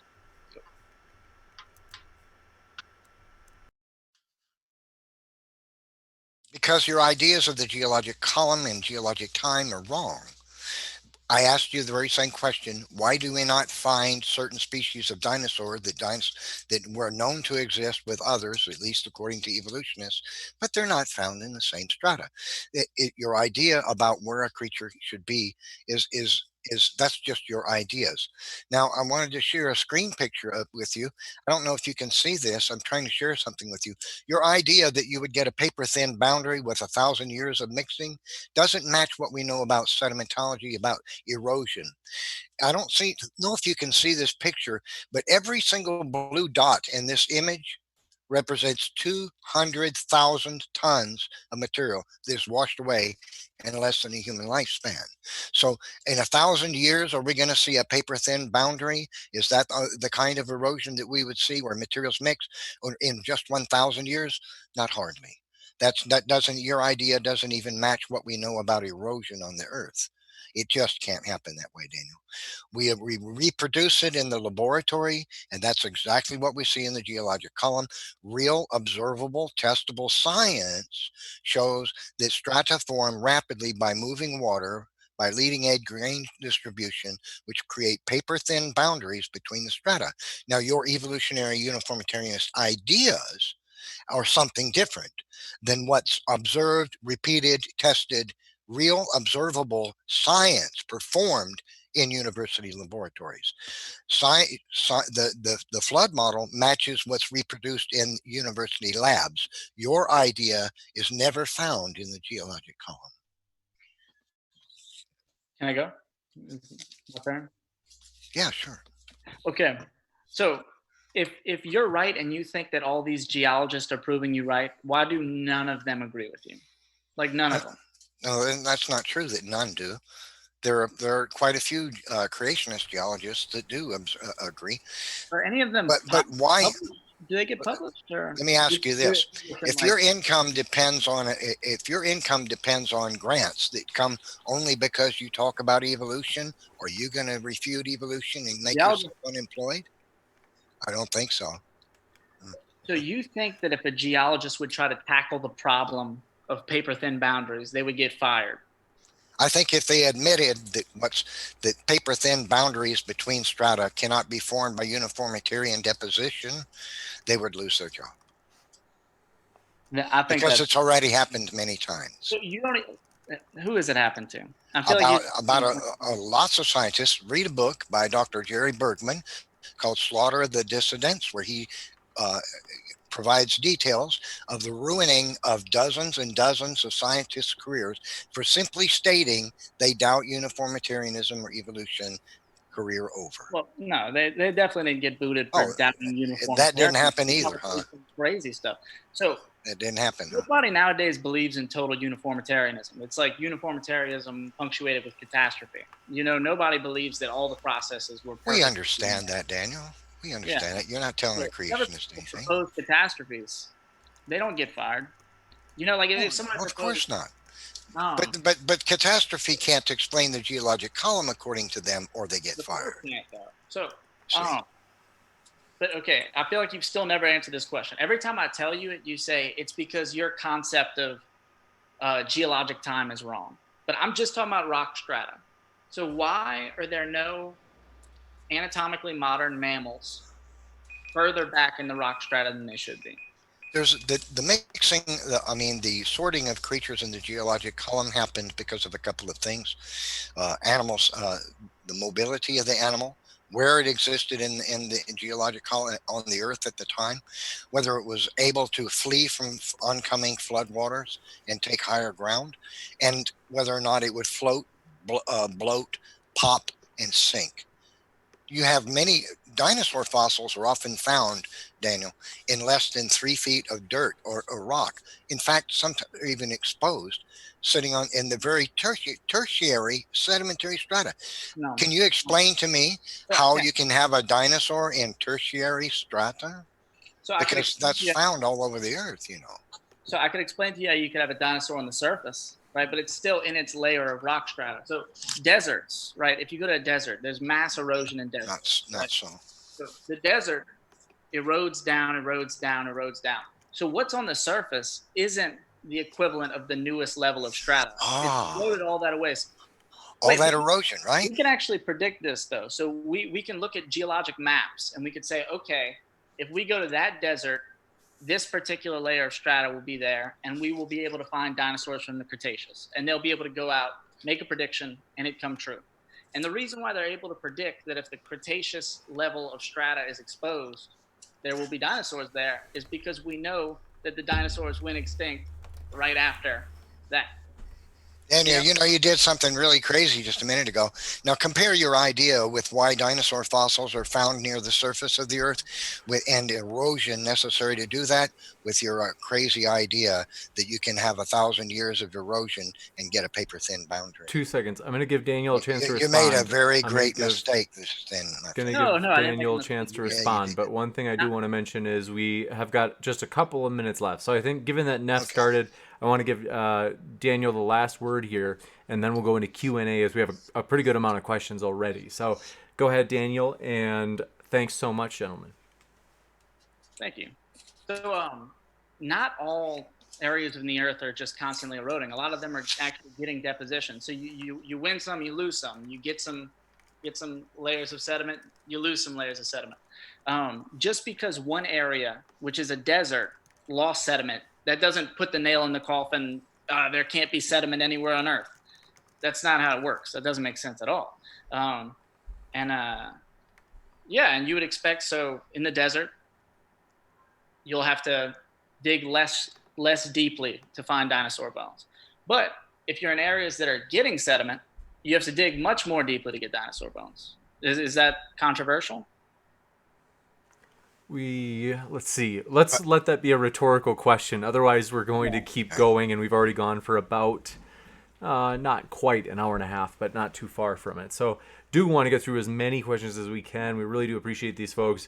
It's always fun. And so always Aspie, thanks for your super chat, said, prediction, NephilimFree's primary argument is going to be repeating whatever claim his opponent makes, but in a condescending and perplexed tone. Neff, are you going to take that? No, actually, my primary argument, I got dragged away from that with discussion of the geologic column. I think I've made the case, based on man's legends and art, that man coexisted with dinosaurs. That's what the point I was trying to prove. I think I provided sufficient evidence of that. The geologic column just doesn't match the uniformitarianist, observable, testable science. Shows us what happened, and it verifies the flood. Next up, thanks for your super chat from Jen S., who says, repent and trust in Jesus. Jesus is true joy. Appreciate it, Jen. Movie Theory, appreciate your super chat, said, I'll save the time of this debate. The answer is yes. One of our trolls, Always Aspie, thanks for your super chat, said, yo, what are NephilimFree's credentials, dog? Oh, I have a PhD from every university on every continent, on every planet, in every solar system, in every galaxy of every universe. Gotcha. Thanks so much. Just what I thought. All right. Thanks for your super chat from... It's just many A's in a row. I don't know how to pronounce it. But they said, yo... Oh, they said, I am a helicopter. Thanks for that. Don't know what that means. This one guy, thanks for your super chat, said yeet yeet. Couldn't agree more. This one guy. Coco Puffer, thanks for your super chat, said, Neff, talk about, quote, giants in those days, unquote. Well, the scriptures tell us of giants in those days, and the fossil record verifies that creatures grew to enormous size in the past: insects, mammals, reptiles, etc., birds. So it's logical that in the pre-Earth environment, which was best suited for life, which was ruined by the flood, that man also would have been much larger. He's an animal too. Next up, thanks for your super chat from... I know she's coming up soon.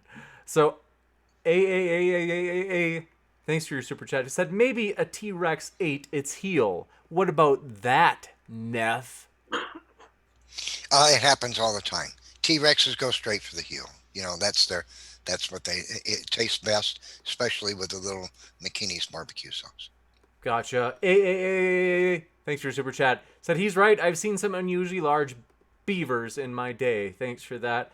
Always Aspie, appreciate your super chat. Said, NephilimFree, why do you selectively believe scientists? You accept that dinos were real and fossilized, but the same scientists disagree with you. But you ignore that. What I don't ignore is observable, testable science, such as sleuth experiments which demonstrate how sedimentary strata form. And what I reject is assumptions made on science that don't match observable, testable science. Gotcha. And thanks for your super chat from Uncivil Skeptic. Appreciate it. They said, this channel's getting better all the time. Appreciate that. That means a lot. All credit to the debaters. We do really appreciate these guys. They are what make it fun. So, Zach Brannigan, thanks for your super chat. Said, Neff should get a job on a farm. He has so much practice cherry picking. Well, the uniformitarianist evolutionists, they do their own cherry picking. Everybody cherry picks, if you want to call it cherry picking. However, I can provide countless statements by scientists that a creature has to be buried rapidly in order to get a fossil, which my opponent didn't seem to believe. I would like those. Please post them. Sure. Here's how you find it, Daniel.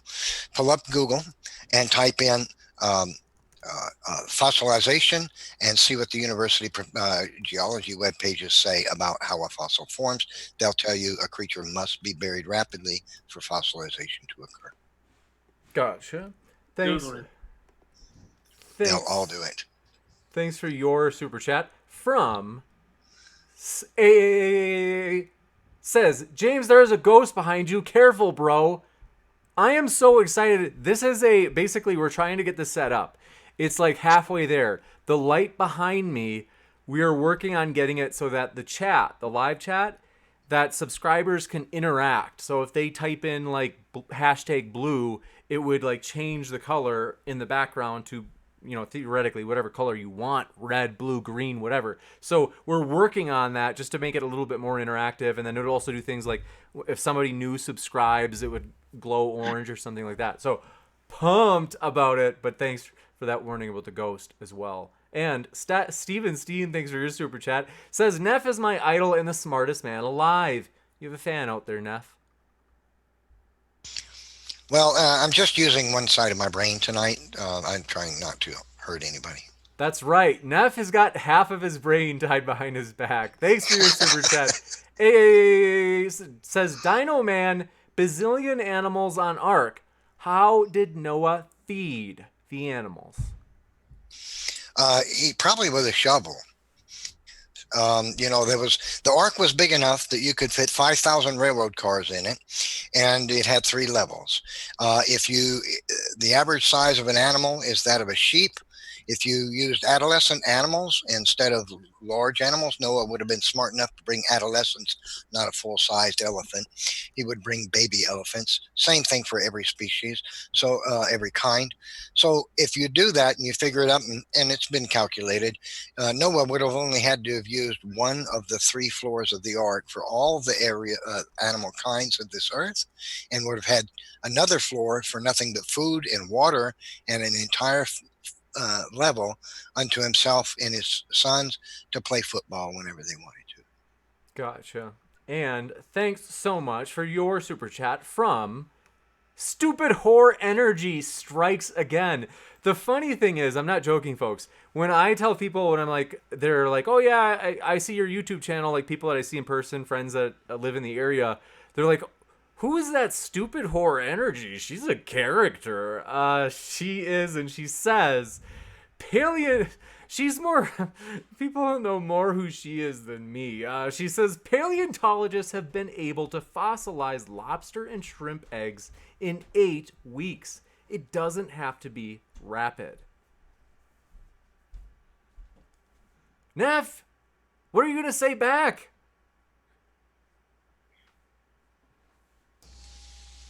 Did we lose Neff? Let me check here. No, I'm here. I'm sorry. Was there a question? I got distracted. My cat was bugging me.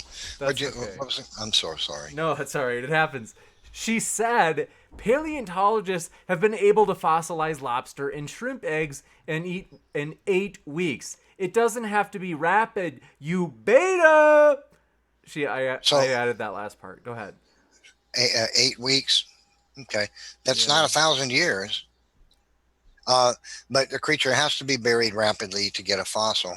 Every university geologist in the world will admit this if you ask them. Gotcha. And thanks for your super chat. Zach Brannigan says, Neff, how long does it take to turn a bone to stone after being rapidly buried? It's difficult to say. The scientists are unable to reproduce fossils the way we see them in the earth. If somebody can recreate a fossil, a particular fossil, that's an exception. I've never heard of a scientist actually making a fossil before.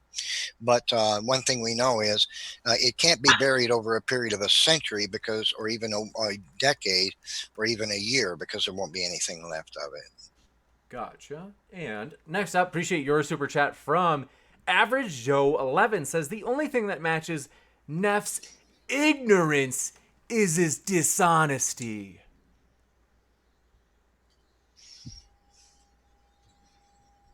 Neff!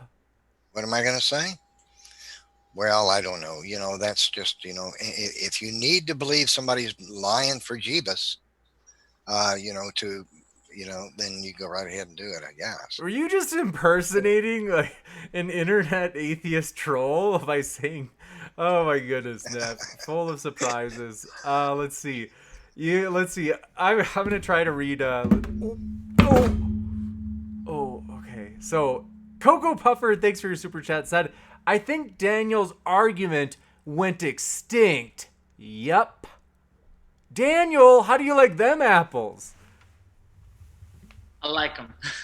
Gotcha. And so sorry. 1 second. Very embarrassing. Studio's falling apart over here. Thanks for your super chat. Undead Christian says, NephilimFree, the Book of Job, chapter 40, verses 15 through 24, mentions a beast called a behemoth and is described as a big.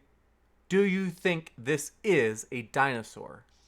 I think it's quite obviously a dinosaur. The passage describes the creature as having a tail like that of a cedar tree. So the only creatures that have ever existed on this planet that had tails as large as cedar trees would be a sauropod dinosaur, a very large one. Gotcha. Thanks for your super chat from Cocoa Puffer Strikes Again says, Daniel, why do you suppose the dragon is the only creature on the Chinese calendar that is not seen today? I haven't really thought about that much, but I think mythic creatures are pretty much in everybody's shit. And I mean, it's there. The dragon is like their primary symbol. So, I mean, I don't see why it wouldn't be on there. Gotcha. Always Aspie, thanks for your super chat, says, does James wear pants for these debates? Hashtag real talk.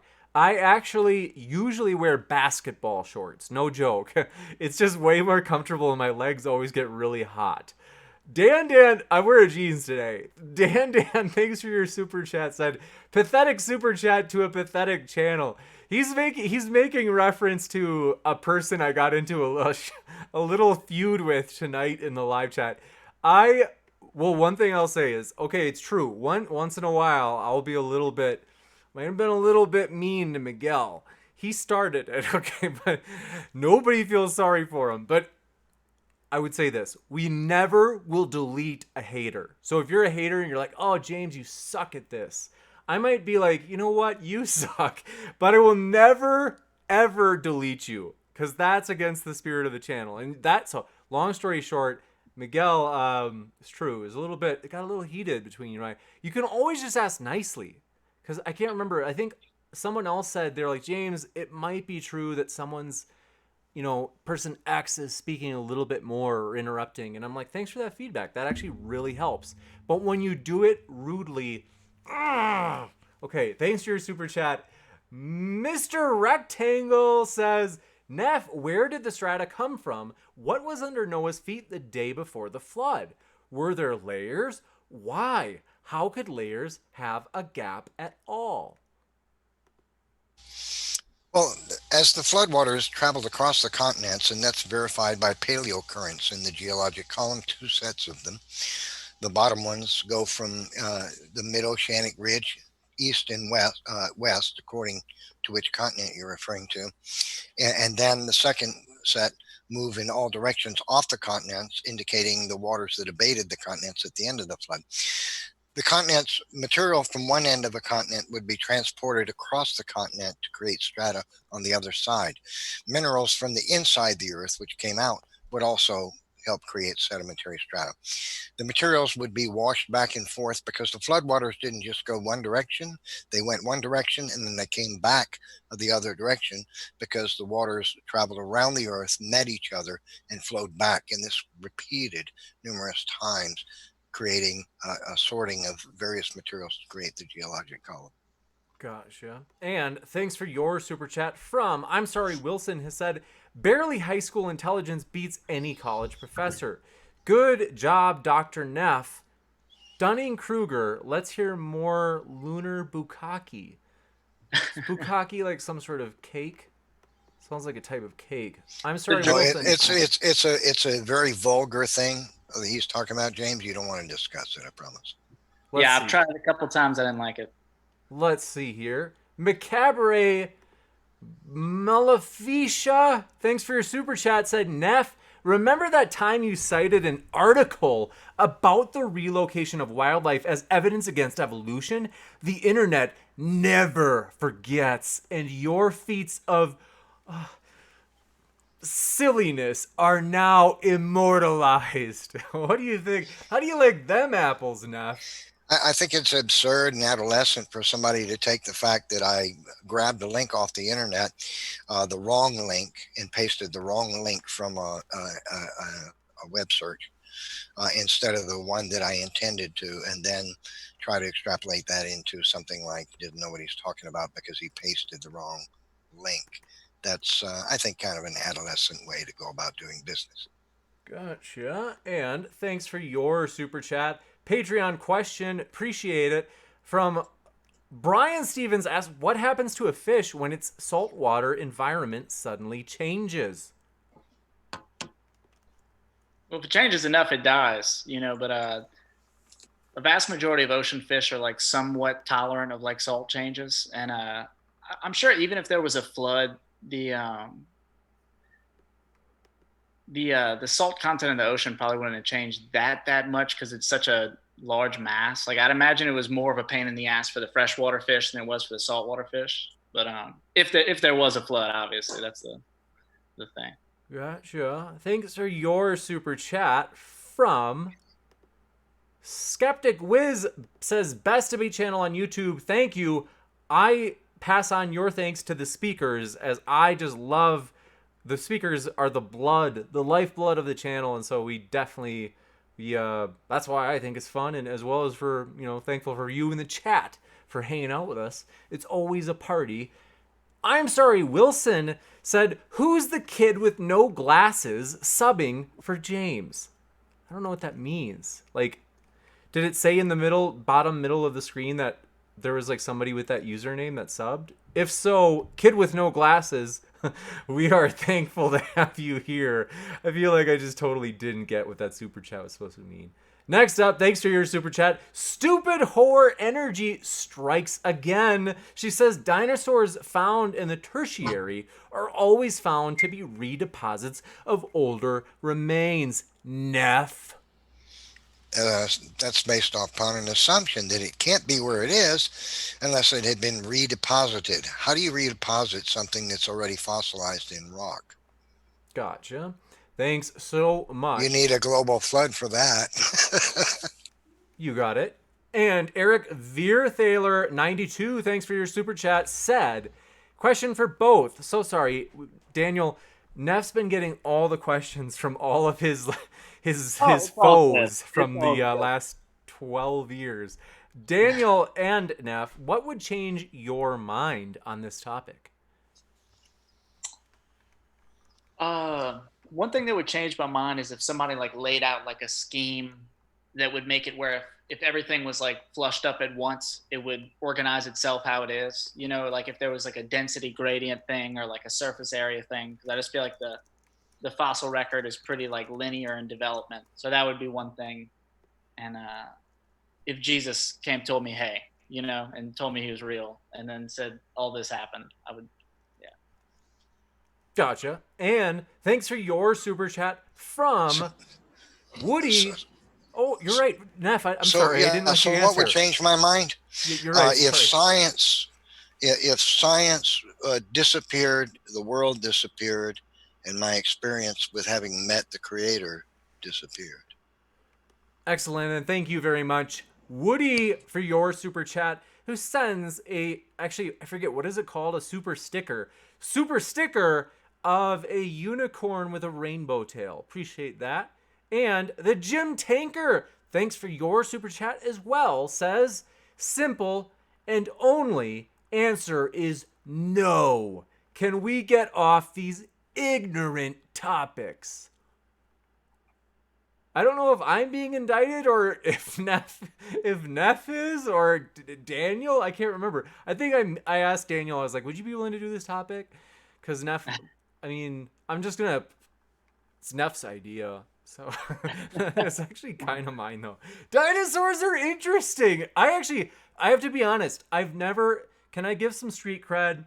I'm not taking sides, but I have to say that Daniel brought something I have never seen before. Because I've heard a lot of these debates, and I've heard of a lot of the responses to Neff's argument, but I've never seen someone bring his type of presentation. It was a new take, and so I learned something tonight. So that was something brand new. So thanks so much for your super chat. Gabriel K says, Daniel, did you just down some kratom? I did.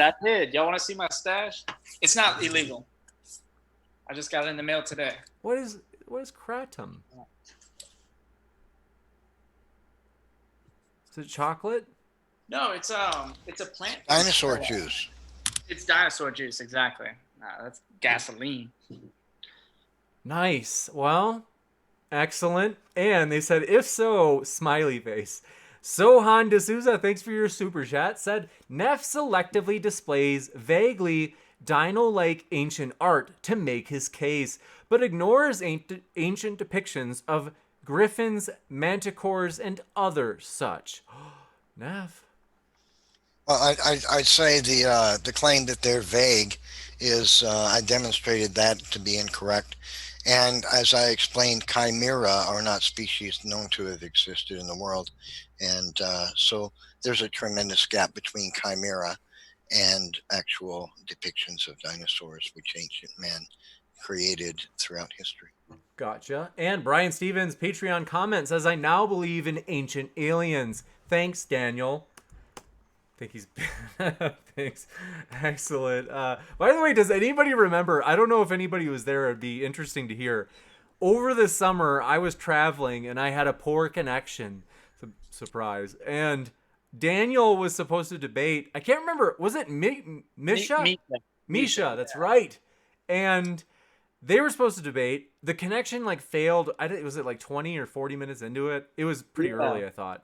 And he was a good sport, though, and was very patient because I said, I promise when I get back, we will host it. And now we have a year later. So that was really funny, though, because the connection dropped, but me and Misha were locked up like me and Nephilim were. So we continued for an hour, and then we were like, wait, are we not online? Where's James? So we had probably a 40-minute conversation that just wasn't aired. Wow. Oh, that's interesting. Huh. It was good. Nice. And thanks for your super chat. Macabre Maleficia says Luna Bukaki equals Neff once claimed that the craters of the moon and craters on other moons in the solar system and all the comets and were a byproduct of Noah's flood. The internet doesn't forget. Keeps going on about that cake. Go ahead. Okay. So yeah, that's a ridiculous adolescent misrepresentation of what I said. I said that I believe some of the craters on the moon were created by water ejected from the earth at the onset of the Noahic flood, but some people like to try to misrepresent that as me having said all the craters on the moon were created by waters ejected from the earth during the flood, and nor have I ever said that craters on any other planet or body in our solar system were created by water ejected from the earth during the flood. Funny thing is, NASA agrees that rocks from the earth or on the moon, many tons of it, they just have a different idea of how it got there. Gotcha. And thanks for your super chat from Caleb, or Caleb, as he likes to be called. gets all fancy, says Nickelback is a terrible band, no talent. How do you like that, stupid horror energy? He's putting down your favorite band. Next up, thanks for your super chat as well from the Jim Tanker, who says the topic is interesting, but let me focus on it. It's hard to see here. You get old like me, you need glasses. I'm 33. I'm still hip. I'm with it. Thanks for your super chat from the Jim Tanker, who said the topic is interesting, but bringing fiction into it is ignorant. Nah. I would agree. Whoa, sassy. Stupid horror energy, thanks for your super chat, said, Neff, what do you make of fossil dinosaurs that very clearly have feathers?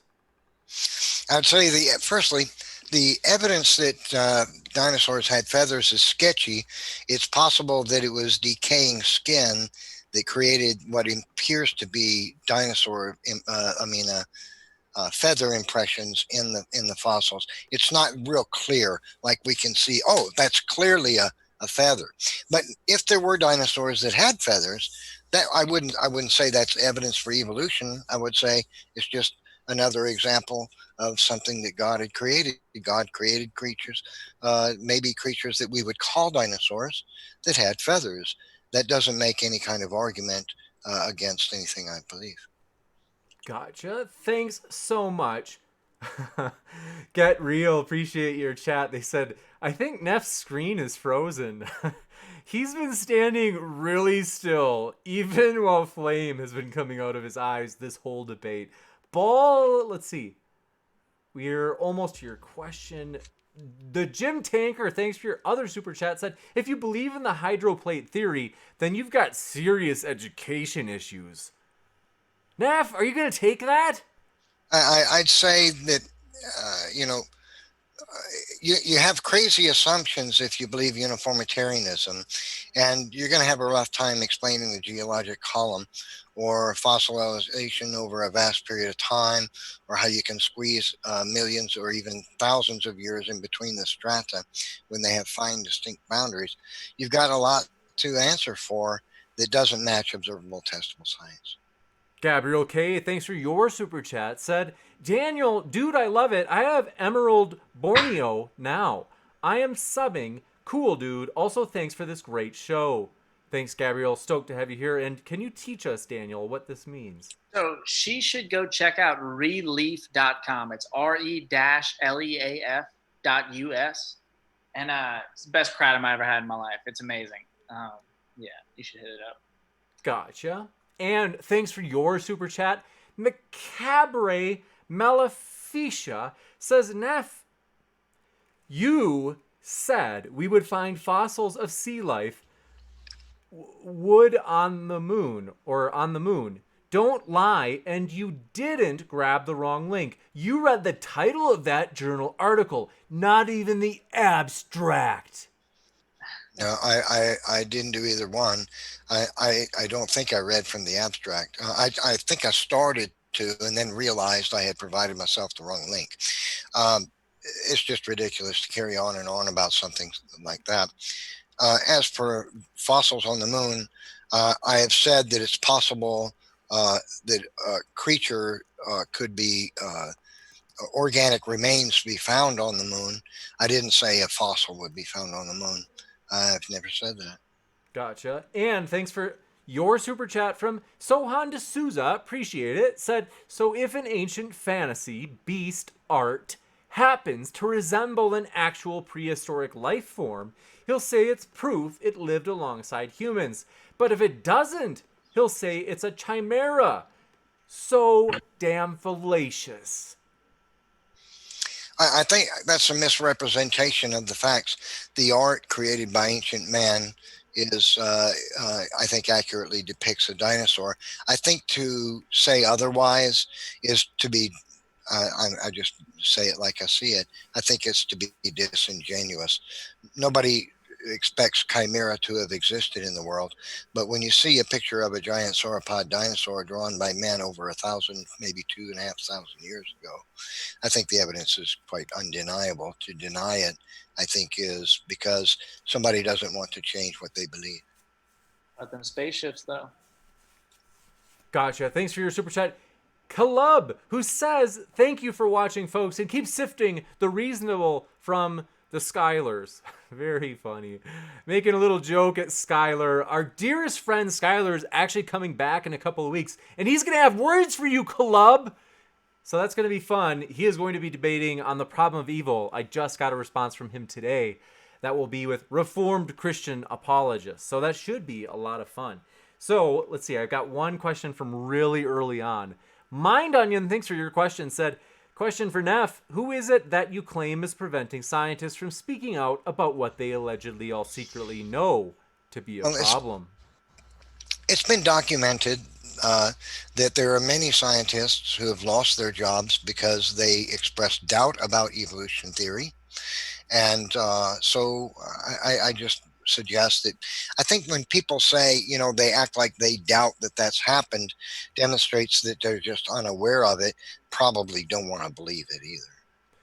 Gotcha. Next up, I want to say a huge thanks to our guests whose links are in the description, and want to say we really appreciate you hanging out with us, folks. It's always fun. I honestly just get a kick out of it.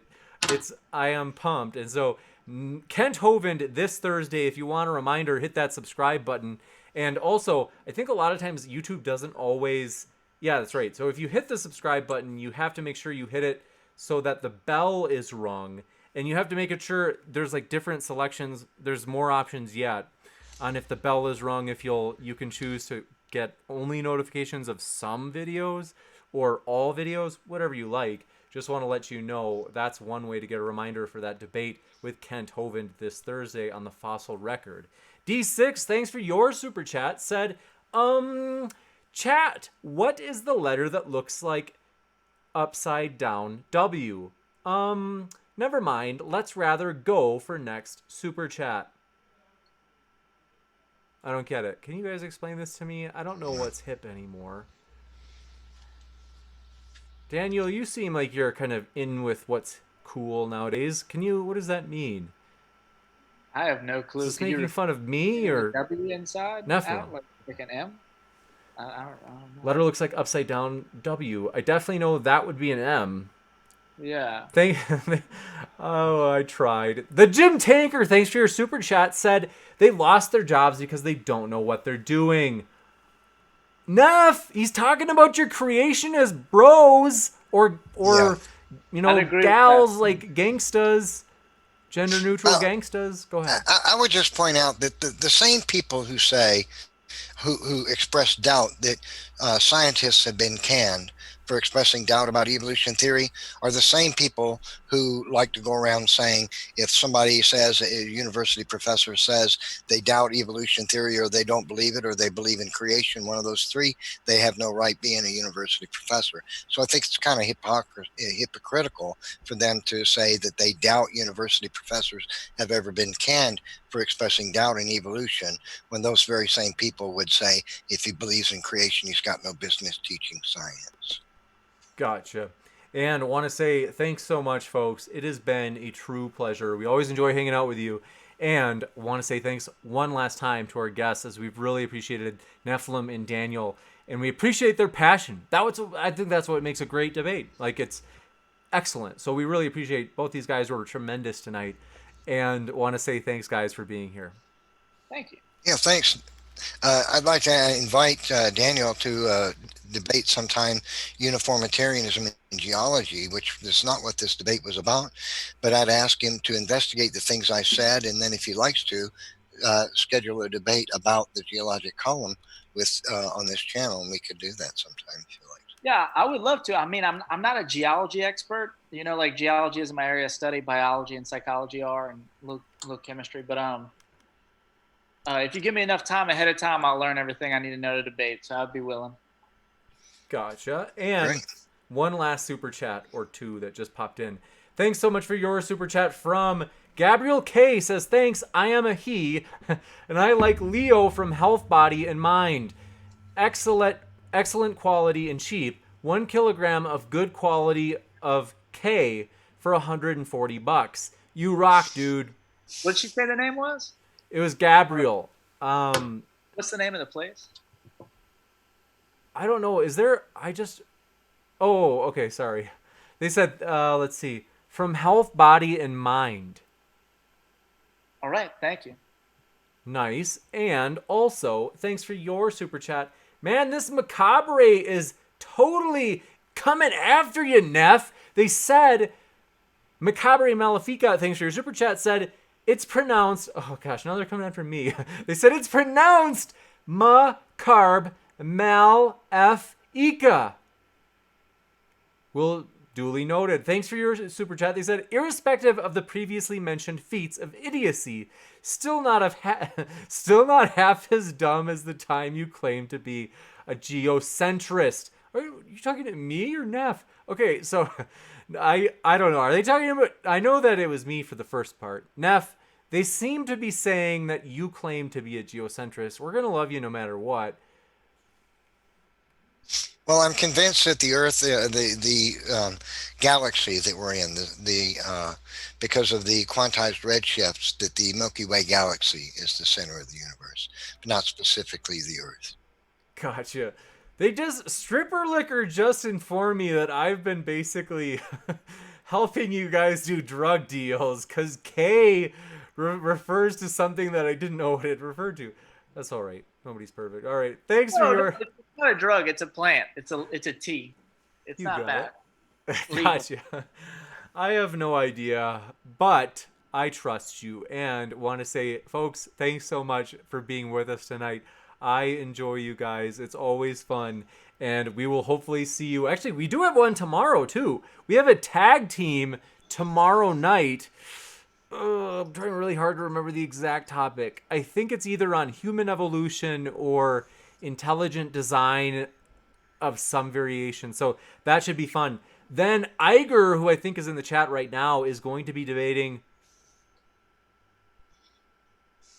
whether or not the Illuminati are real. Should be this Saturday. So that should be excellent. So thanks so much, folks. Hopefully we'll see you at those. And thanks again to our guests. Keep sifting out the reasonable